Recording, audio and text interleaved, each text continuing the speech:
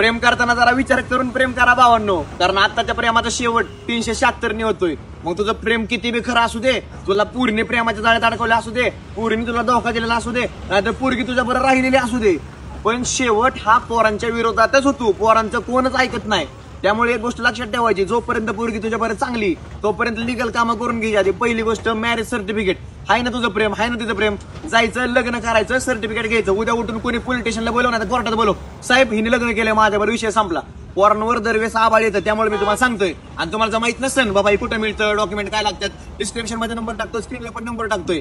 संस्था आहे ज्यांना लव्ह मॅरेज सक्सेस करायचे, जावा त्यांना कॉन्टॅक्ट करा, त्यांची बरोबर माहिती घ्या की बाबा काय लागतं, कसं करायला लागतं, काय प्रोसिडिंग आहे किंवा काय, सगळं घ्या. आणि पहिलं मॅरेज सर्टिफिकेट काढून ठेवा, नाही तर परत पोरालाच चुकीचा ठराव त्यात लक्षात घ्या. माझ्या लई मित्रांनो बरं झालंय, पोर अक्षरशः काय कारण नसताना पोर 376 मध्ये आतमध्ये, मग खऱ्या प्रेमाला शेवट शिक्षाच मिळणार तर कशासाठी. त्यामुळं पहिलं तुम्ही लिगल कामं करून घ्या, तुमचा भाव आहे म्हणून सांगतोय मी.